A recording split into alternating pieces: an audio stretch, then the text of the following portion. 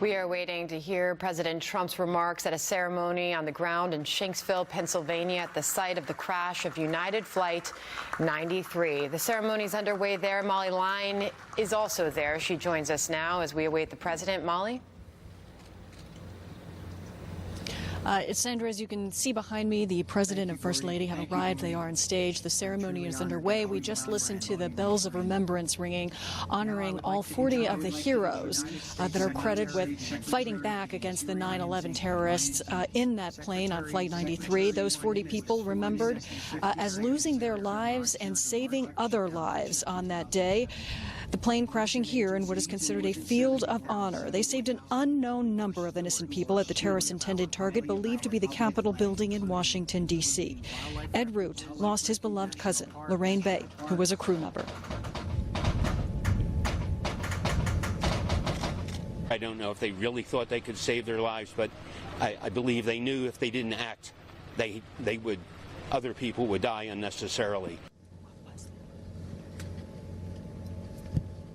Their remarkable courage being remembered today as we await the remarks of President Trump, slated to begin in a few moments. The president expected to speak a little after 10:30. Sandra? Molly, this is the second observance of September 11th of the president's time in office, his first visit to Shanksville. The president last year observed this at the White House.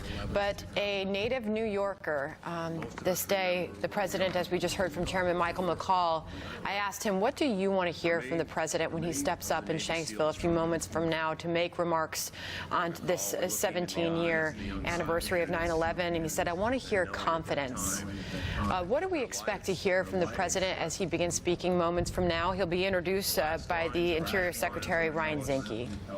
America is the home of the brave. Ryan Zinke actually just beginning to speak now. We just heard from Gordon Felt, who is the president of the families of Flight 93, and we haven't received guidance from the White House regarding exactly what the president will be saying today.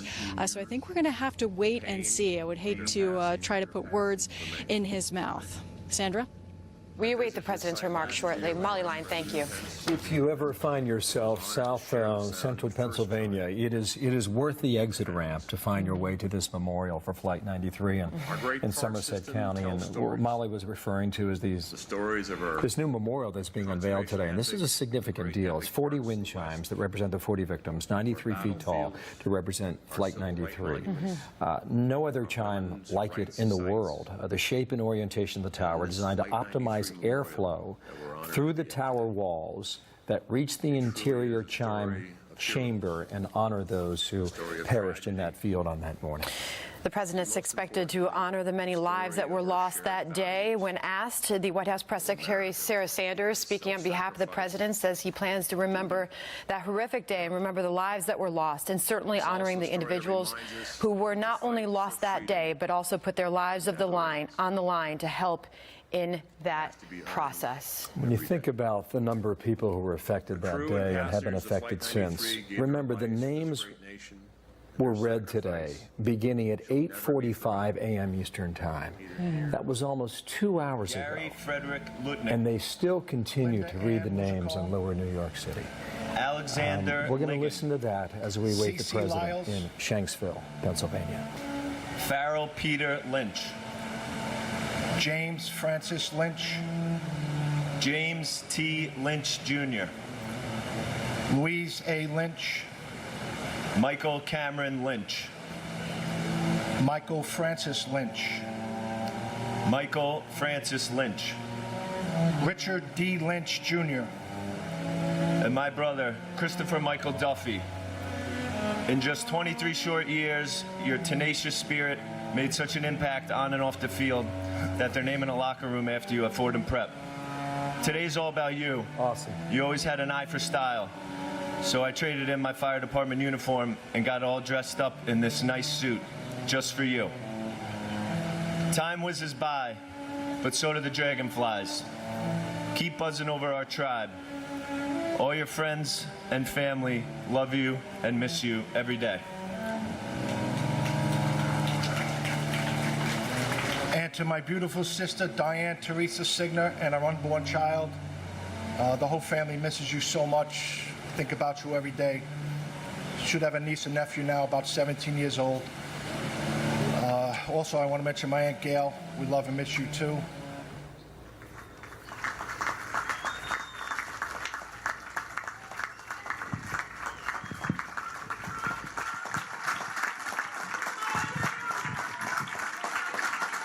Thank you very much. Thank you very much, Ryan. So beautiful. We're gathered together on these hallowed grounds to honor the memory of nearly 3,000 souls who were murdered on this day 17 years ago. We're here to pay solemn tribute to the 40 passengers and crew members on Flight 93 who rose up, defied the enemy, took control of their destiny, and changed the course of history. Today we mourn their loss, we share their story, and we commemorate their incredible valor. On September 11th, 2001, a band of brave patriots turned the tide on our nation's enemies and joined the immortal ranks of American heroes. At this memorial on this sacred earth, in the field beyond this wall, and in the skies above our heads, we remember the moment when America fought back. Melania and I are grateful to be joined for today's ceremony by Governor Tom Wolf and Governor Mark Schweiker. I also want to thank the members of Congress in attendance, Senator Bob Casey, Congressman Lou Barletta, Keith Rothfuss, Bill Schuster, and along with the president of the families of Flight 93, Gordon Felt. We're also joined by members of the National Park Service, along with firefighters, first responders, and incredible people from law enforcement. These are truly great people.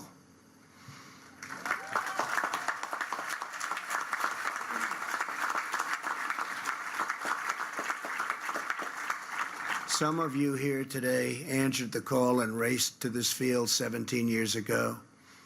You fill our hearts with pride, and I want to thank you on behalf of our country. Thank you very much.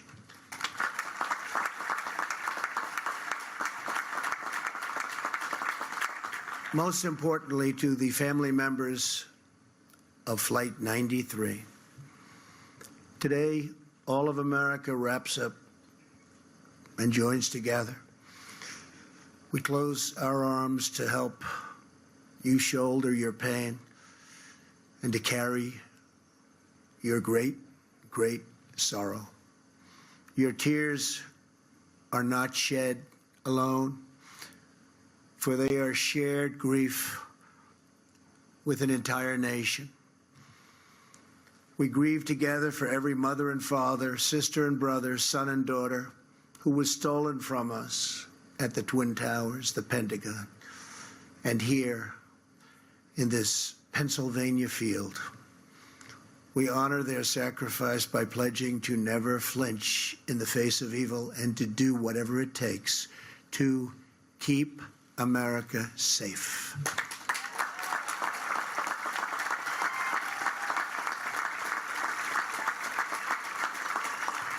"17 years ago, your loved ones were among the 40 of Flight 93, the 40 passengers and crew members on board the 8 a.m. United Airlines flight from Newark to San Francisco. They were men and women from every background.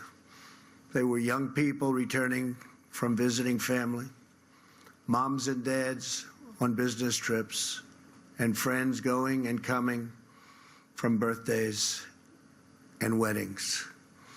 They boarded the plane as strangers, and they entered eternity, linked forever as true heroes.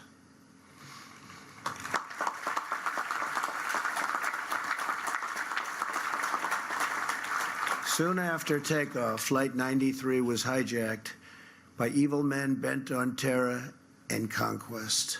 Passengers and crew members began using their phones to call home. They learned that 2 planes had already crashed into the World Trade Center in New York City. Immediately, those on board Flight 93 started planning a response. Sandy Bradshaw, a flight attendant, called her husband and told him they were in the back of the plane preparing hot water to throw onto the hijackers. Passenger Jeremy Glick explained the plan to his wife and said, "Stay on the line, I'll be back." The passengers and crew members came together, took a vote, and they decided to act. At that moment, they took their fate and America's fate back into their own hands. In the last 20 minutes, many placed their final calls home, whispering those eternal words, "I love you." Some said the Lord's Prayer, and then they bravely charged the cockpit. They attacked the enemy. They fought until the very end, and they stopped the forces of terror and defeated this wicked, horrible, evil plan. Flight 93 crashed yards from where we stand, just 20 minutes flying time from the United States Capitol. Through their sacrifice, the 40 saved the lives of countless Americans, and they saved our capital from a devastating strike. In the days after the attack, tens of thousands of firefighters, police officers, and recovery workers traveled to New York and Arlington to crawl through the rubble and search for survivors. There were prayer vigils, memorials, and charity drives all across our nation.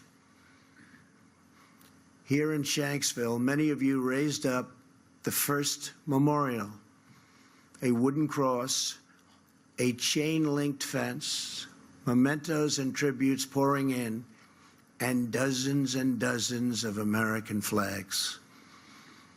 A piece of America's heart is buried on these grounds, but in its place has grown a new resolve to live our lives with the same grace and courage as the heroes of Flight 93. This field is now a monument to American defiance. This memorial is now a message to the world.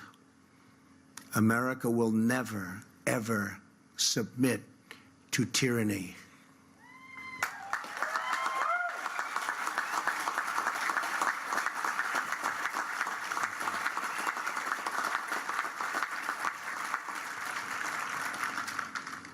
Since September 11th, nearly 5.5 million young Americans have enlisted in the United States Armed Forces. Nearly 7,000 service members have died facing down the menace of radical Islamic terrorism.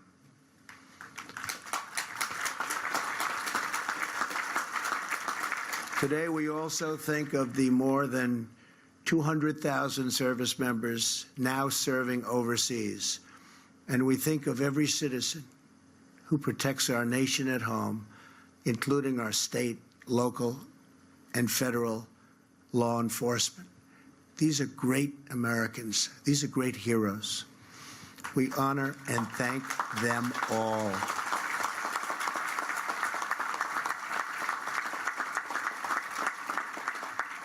As Commander-in-Chief, I will always do everything in my power to prevent terrorists from striking American soil. Here with us today is Dorothy Garcia Blockler. Her husband, Sonny, was one of the passengers on Flight 93.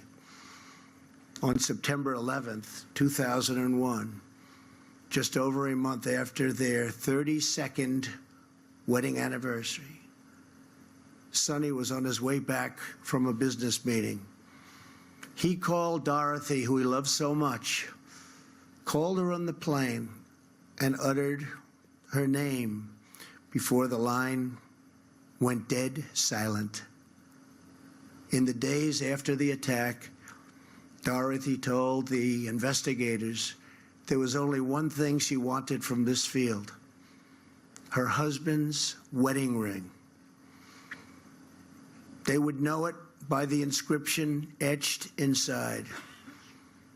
"All my love," it said, followed by the number 8269, the date of their anniversary. The officers, great people, promised to try, but in this field of records, it seemed certainly impossible. Dorothy began to pray, and she asked her friends to do the same. Days went by, then months. Still no ring. A week before Christmas, on December 19th, she heard a knock at the door. Two officers were standing with a really beautiful, to her, she saw it was so beautiful, she knew what was happening. A beautiful, small, white box. Inside it was a wallet, a luggage tag, a driver's license, a small bag with the wedding ring inscribed with those three precious words: "All my love." Those words echo across this field, and those words tell the story of 40 men and women who gave all their love for their families, their country, and our freedom. To Dorothy and to every family here today, America will never forget what your loved ones did for all of us.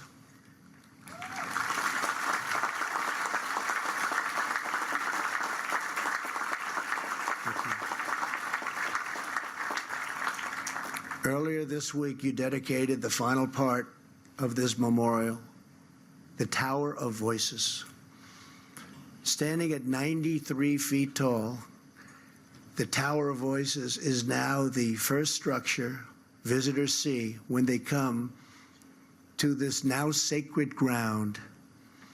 It will hold 40 beautiful chimes that ring throughout these fields, each a unique note, but all in perfect harmony. Each time we hear those chimes playing in the wind, we will remember the 40. We will remember their faces, their voices, their stories, their courage, and their love. And we will remember that free people are never at the mercy of evil, because our destiny is always in our hands.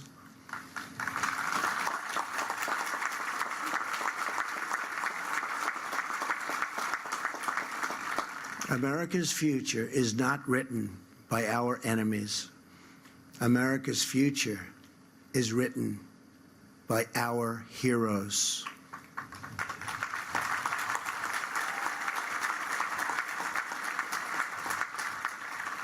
As long as this monument stands, as long as this memorial endures, brave patriots will rise up in America's hours of need, and they too will fight back.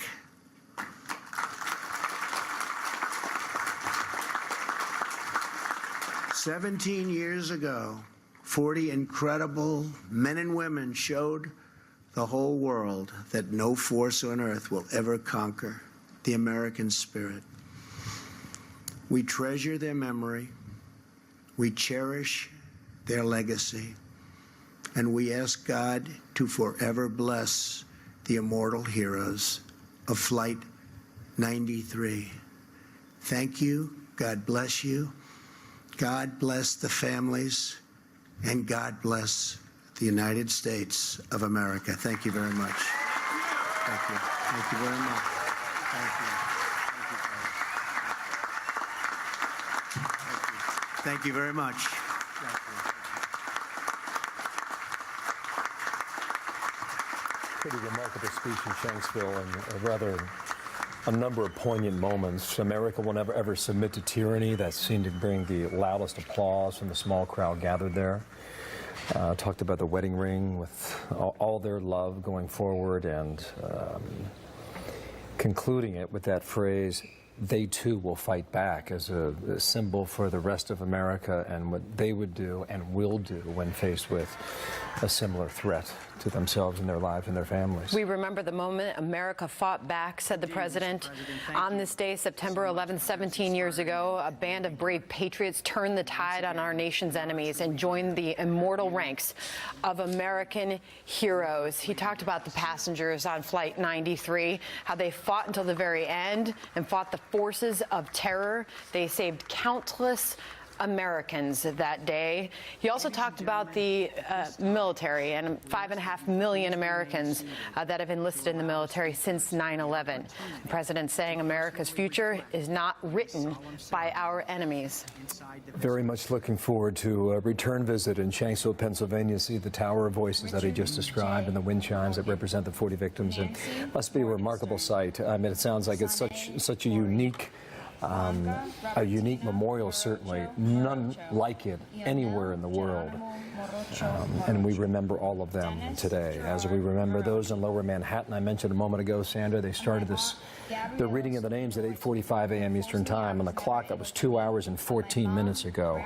And the names continue here in New York City. The president spending the last few minutes remembering the lives that were lost, but also honoring the individuals' lives who were not lost that day, those that have lined up to help fight back. An important point to remember on this day. So much has changed, Bill. 17 years later, the president honoring those that have fallen and those that continue to fight on our battlefields in Shanksville, Pennsylvania. September 11th, 2018 Odessa continues. V. Morris. Seth Allen Morris. Steve Morris. Christopher Martell Morrison. Ferdinand V. Marone.